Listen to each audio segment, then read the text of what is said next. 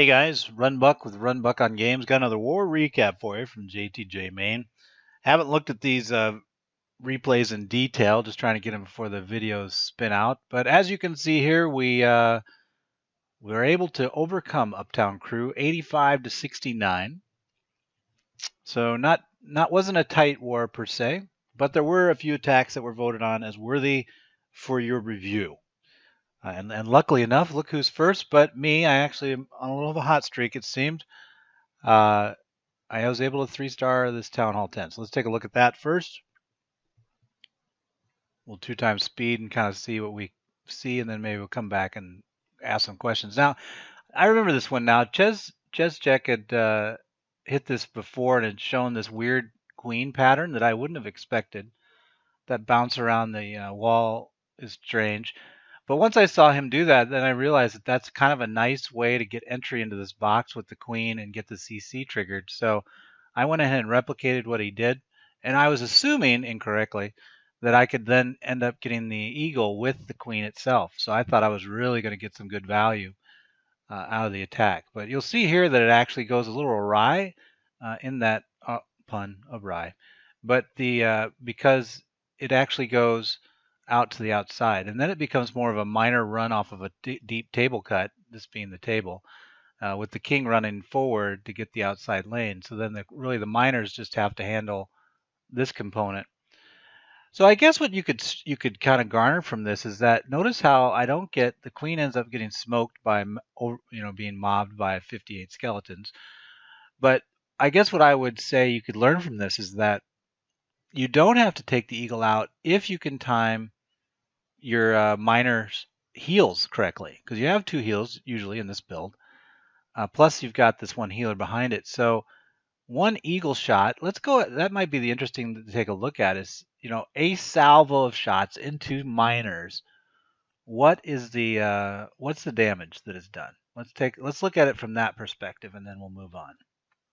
So we'll go 4x speed. We'll try to, I think what the shots we're going to be looking at is when the miners were right here, and see what happens there. Does it help if I hum while we're waiting? Probably not. Probably not. But the miners really can take a lot of bases and do the critical components last. All right, here we go. Hold on now. Where are we targeting? Okay, that's not this is not a miner horde, so we're really not interested in the, or is it?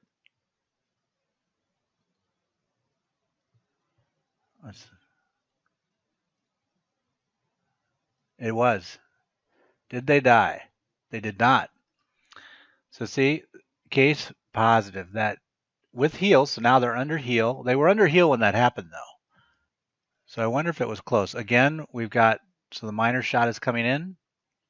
We've got a ton of miners right in that area.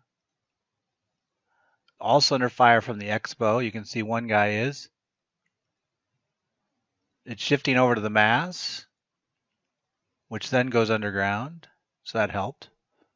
But then they take a shot. So it's about, if I can't see it, looks about to be about 10 to 20% of their health. Can you see it there? I think we'll get one more example before it dies. So now we're moving along. The eagle's like gonna take you guys out. We're gonna hit the guys. So it's at half health at the thing, if not worse. 1, 2. Yeah, so see that was at 50, now it's at 20. At 10, that guy dies. The area of effect isn't very big either. So the miners tend to spread a little bit on it. So they were both at 10. So I think you can walk away from that thinking, if I just can get the eagle locked into my miner mass, then maybe it's feasible to kind of let the eagle be late stage. Because notice it never, until the king got close enough, and that's when those miners moved inside of its radius, it switched to the king, but before that it stayed on the miners, interestingly enough. I think it might be because of if you have enough health density in the area of effect of the mortar shot, it's an additive thing. It's not the health of one miner determines. It's like if there's 5 miners, it's more health in that spot than one king. Does anybody know about that? Comment below whether or not if I have enough miners in a pile, will they equal the health of a exceed the health of a king? Will the eagle then target all distances and stuff being equal? Will it target the miner pile over the king? Interesting question, but that was an interesting attack, I thought, from a couple different perspectives. The next highest vote was Atlas. He had a nice attack on. Well, let's see here. Let's go to Snow first. He had a nice attack on 7. We'll just go in order down the map. Don't have any comments, so we'll just have to kind of see. We'll go 4 times speed to start, and then we'll come back. So it looks like Baby Dragon cuts. He gets some pretty good value out of there, and then this Mass Bowler up the gut. His queen handles the CC. And he's not really flanked too hard, so he's able to power through it. But then he has I guess that is an interesting flavor. The Snipe off the backside from Loon kind of helps him out, because that's probably where, when his bowlers ended up here, you don't want that shooting in. Let's take a look at the base again. We'll just go slow. So yeah, he had this. I'm looking at things that kill miner or bowlers. So yeah, and then you can see that the AD itself is kind of set back. It was just mass minions plus a witch, so it wasn't a very good CC versus ground. I mean, you want air, so that witch is not, it's probably, like Snow should have been like woohoo for that.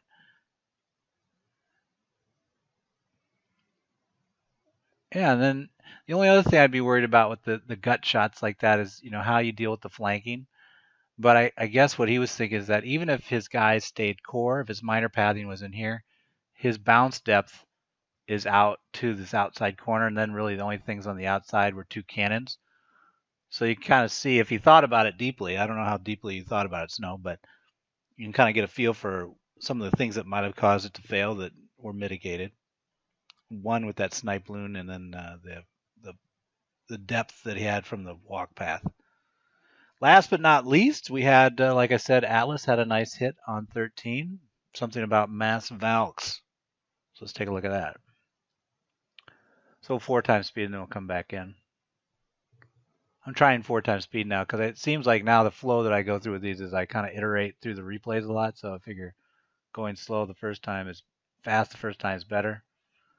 So it's just mass Valks. The questions I would have is, how would you know it's pathing, or do you even care that it went one way or the other as you're planning the attack? I mean, clearly he knew from the jump that he was going to be in that core box.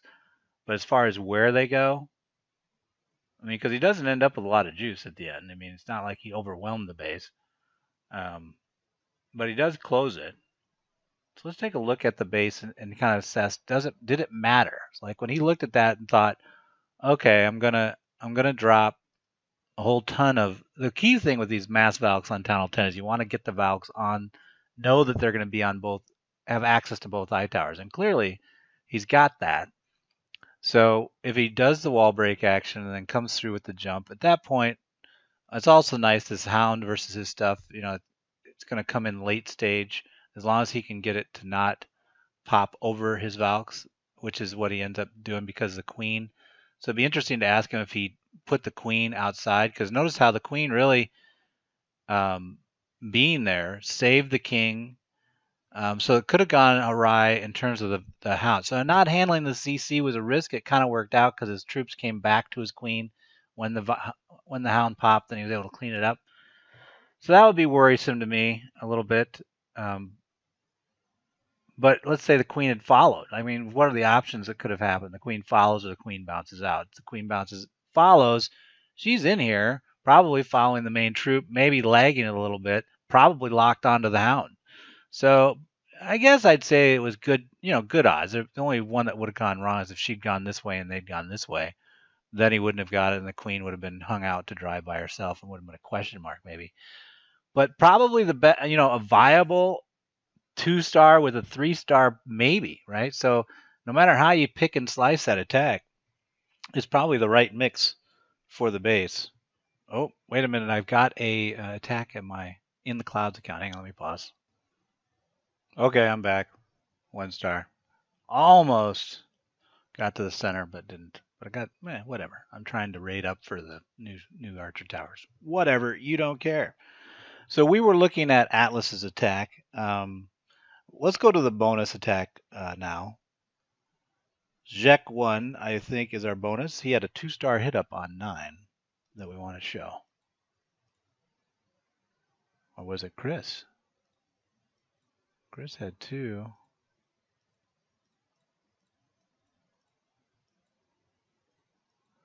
Where is he?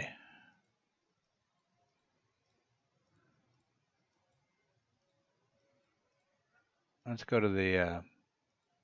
So it didn't end up holding, I think, is what happened. Yeah, so there's his 2-star on 9. So let's take a look at that replay.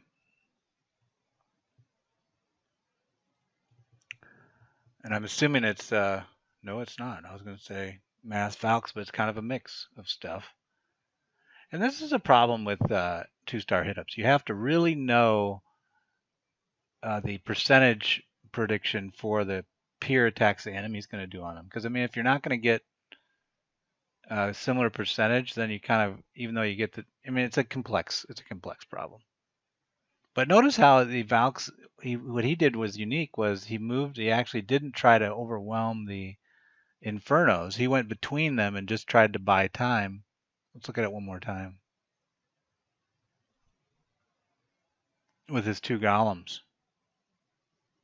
And then gets percentage with the outside with the minions and stuff.